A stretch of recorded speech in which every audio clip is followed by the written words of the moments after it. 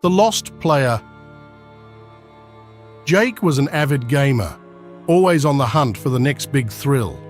When he stumbled upon an old dusty cartridge at a garage sale, he couldn't believe his luck. The label was faded, but he could just make out the title, Eternity's End.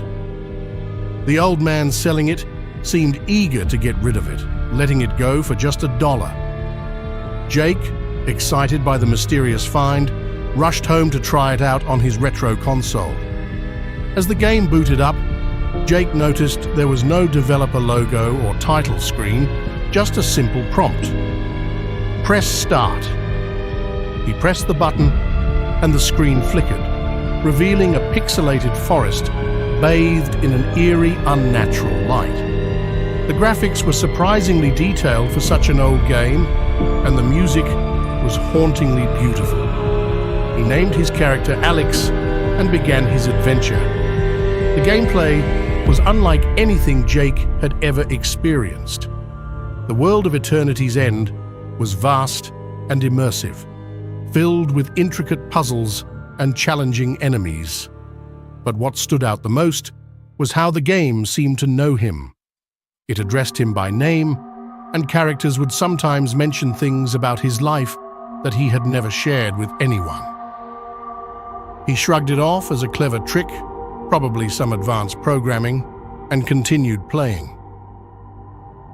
One night, as he played late into the early hours, he noticed something strange. Alex, his character, was in a village where the villagers looked oddly familiar. They resembled people from Jake's own life, his friends, his family, even the old man who sold him the game. The villagers spoke in cryptic messages, warning him to stop playing. Jake, now thoroughly creeped out, but too intrigued to quit, pressed on.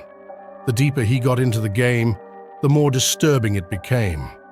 The game's world began to warp and distort, the music turning from haunting to menacing. Alex's dialogue grew more frantic, pleading with Jake to end it and save us. The final straw came when the screen displayed a message. Only one can survive. Choose. Jake was presented with two options: end the game or continue. Trembling, he chose to end the game. The screen went black, and for a moment, there was silence.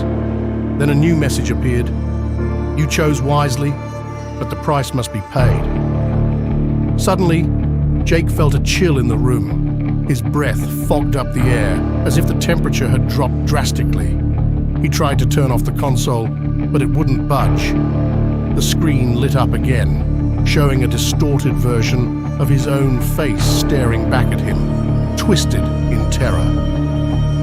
Jake, the voice from the screen said, you have freed us, but now you are trapped.